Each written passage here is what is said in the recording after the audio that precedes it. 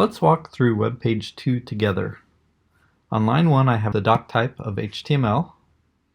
On line 2 I start my HTML tag and set the language equal to English, and I close the tag all the way down at the bottom of the document.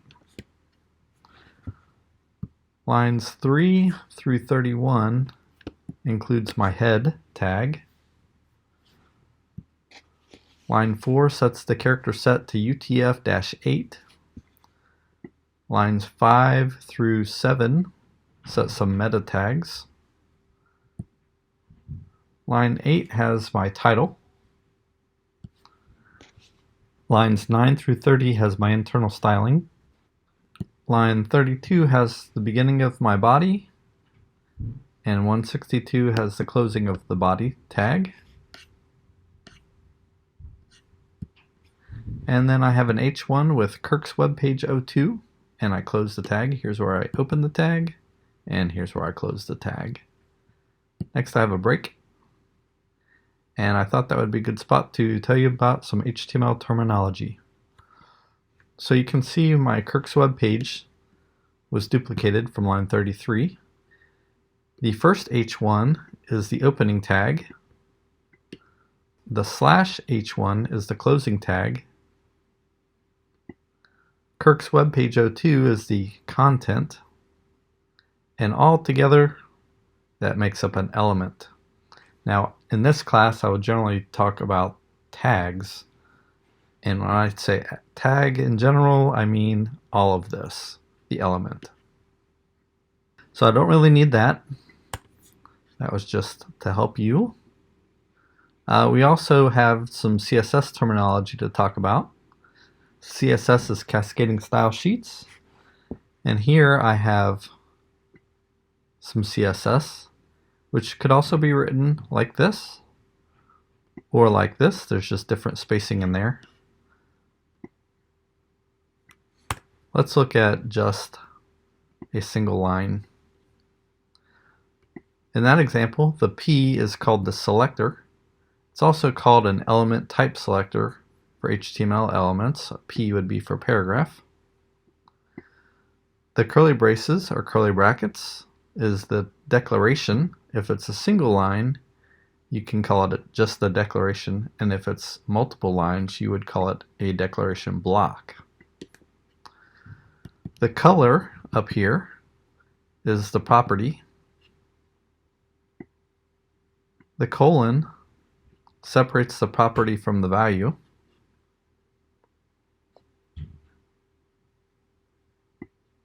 The pound 010101 should be 010101 is the value, and the semicolon at the end separates the properties and values from each other. So you could have multiple values like background, and I'll do red, green, blue. I'll do a blue color. And you don't have to have the semicolon at the end, but I always recommend it. If I was missing this semicolon, I would not get a blue background. So it's good to always have a semicolon at the end of each section. Altogether, that whole command makes up a rule set. You see a dot here, and that would be a class selector. If I had a pound sign or a hashtag, that would be an ID selector. And if I had a star, it would be called a universal selector. And in this example, that would be called an attribute selector. And in this example, the hover would be called a pseudo class. Now there are more of these, but I don't really want to go into those at this point because I tend to not call these anything. I just call it CSS. So let me clean up my document because I don't really want that in my final page. And let's go through a little bit more HTML. Line 35 now has my H1 of class photo from spring 2020.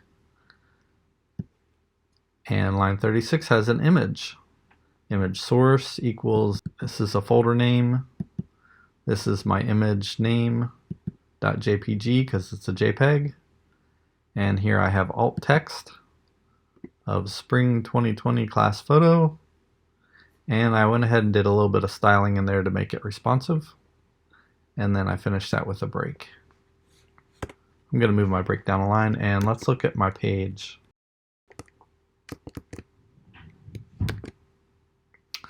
And here you can see class photo from spring 2020, and there's my image. Look, I'm trying some CSS too. I'm trying some CSS too. When I reload, changes to, look, I'm trying some CSS too. Next I have a div or division, and then I have a paragraph, and I have an H1 of things that I've learned. Then I have a bold tag. This is in bold. See how it's in bold? Then I have a paragraph with some other HTML tags, including subscript and superscript and italics. And I have an ordered list with list items. Ordered lists can end with a closing list item tag, or they don't have to. Both of those work. And unnumbered list works just like an ordered list, except UL means it doesn't have a number. Here's my ordered list. Here's my unnumbered list. See, I got little bullet points there.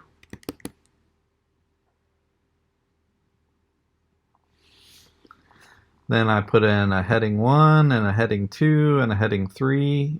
You can go all the way to a heading 6. Next I have a table. And my table has a table row with 3 columns. Column 1 has stuff goes here. And that's actually a table header.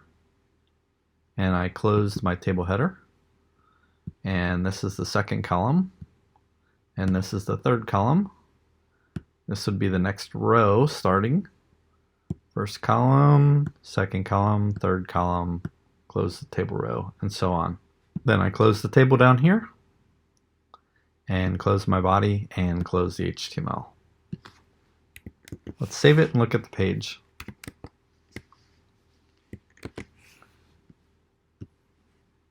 And there's my page. You can see the H1 and the H2 and my H3 and my table. The styling for the table and some of the other parts of the page comes from my internal styling right up here. You can play around with some of these numbers and see what happens. I'm going to change my padding from 2EM to 12EM, also pronounced M.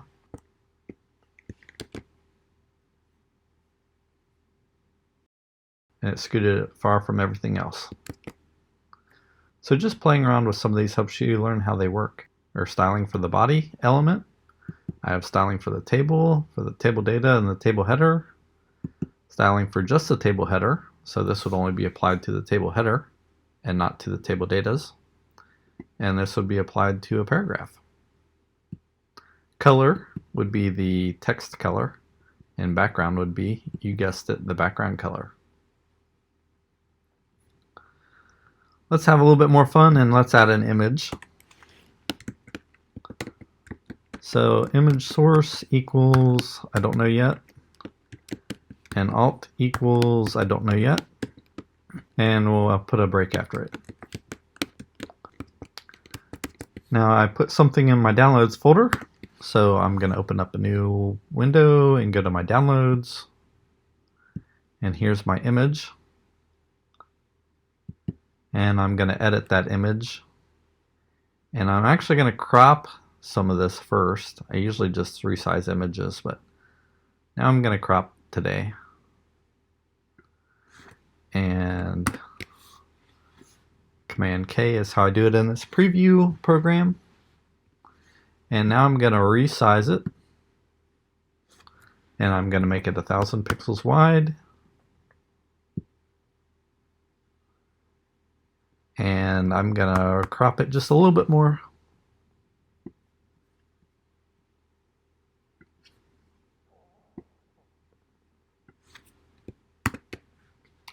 And I'm gonna save that as a JPEG, so I'll need to export it.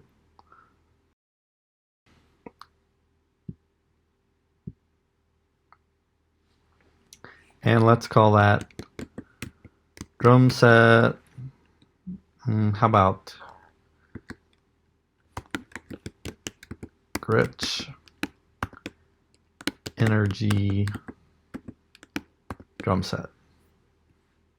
And I'm going to save that in my downloads folder. And now I can see my edited image right there. And I'm going to go to my web space and I'm going to do a new folder. File, new folder. And I'm going to call that WebPage02 underscore images.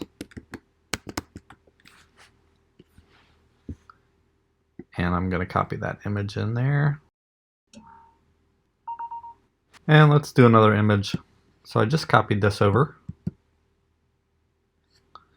And I'm going to resize this one to 1000 pixels. I'm going to zoom in. And let's crop it to that. And now I'm going to export it. And I'll call that sunny day. And save that in JPEG format.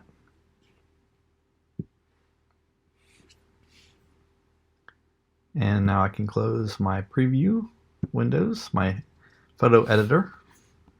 And I'm going to copy this sunny day image to my folder. And I noticed I have a typo in my folder. So let's fix the typo. And to make sure that I don't have a typo when I type this, again, I'm not going to type it again. I copied it. There, I pasted it. Uh-oh, I did have a typo.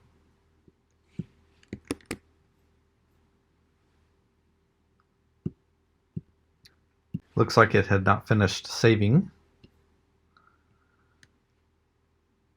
Now I'm going to get the name of my first image, and it was a .jpg. I need the file extension in there. And then the alt text is alternate text that would tell a screen reader what to read.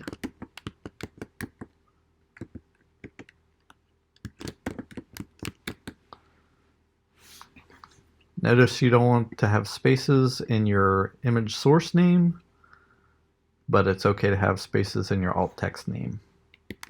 Let's save that and tab over to the page and reload it. Yay, it worked. There's my Gretsch Energy drum set. Let's put the second image in there.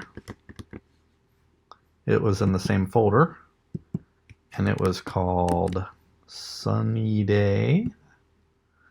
But I don't want to have a typo, so I'm just going to copy the name.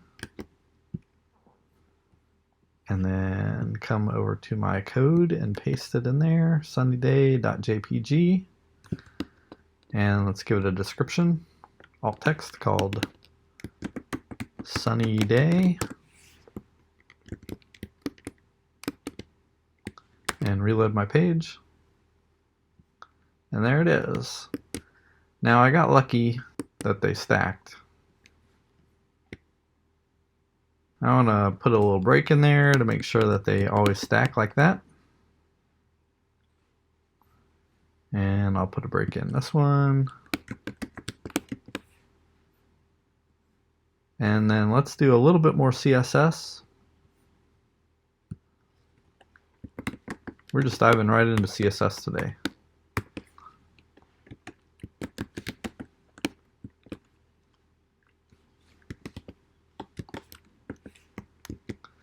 I set the width to 50%. And I'm going to reload the page. See how the images appear smaller now? Well, the actual image did not change. It's just being displayed differently. So you can see here the first image is 176 kilobytes. In general, we want to keep our image sizes under 1024 pixels wide, and that's going to keep the image file size small. But again, that doesn't have any effect on how it's displayed on the page. What affects how it's displayed on the page is styling. I'm going to change my 50% back to 90%.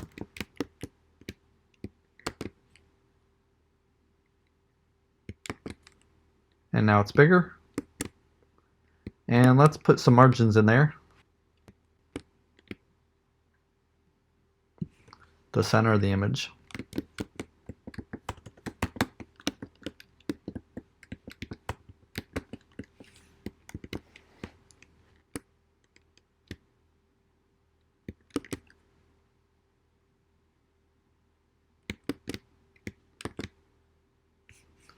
And that didn't do it.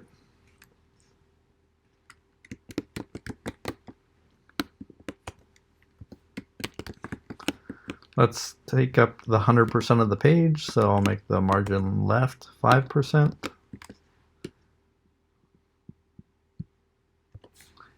And the margin right 5%.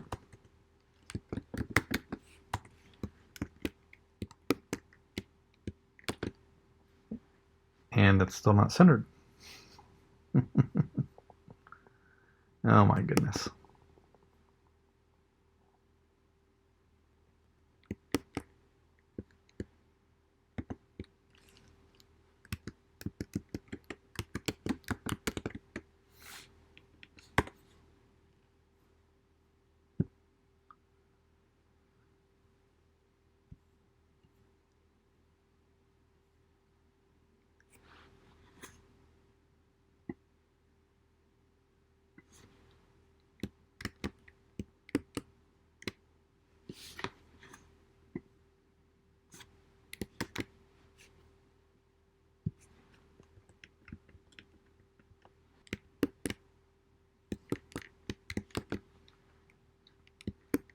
So here's some styling to center my images. I'm going to change this from 50% to 80%.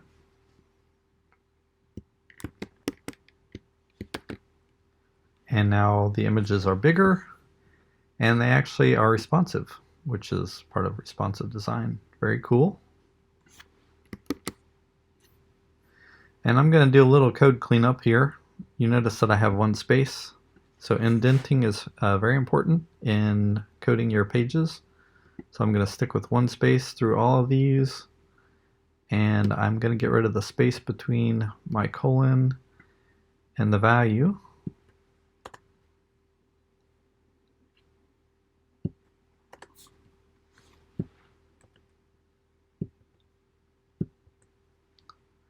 And let's change something so that we can see that something changed on the page.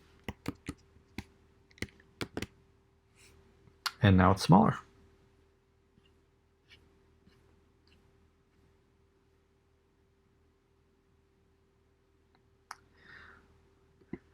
If you're stealing my code, make sure you change what's on the page. I want to know that you understand how HTML and in future how CSS works. Change my code. Use your shortcut keys to save it. Tab over to your browser, reload it. Tab back to your editor and repeat. Try to only use keyboard shortcuts as you're editing and saving your code. I know that was quite a bit to take in. Hopefully it was helpful. And the fantastic thing is you can rewatch it as much as you want.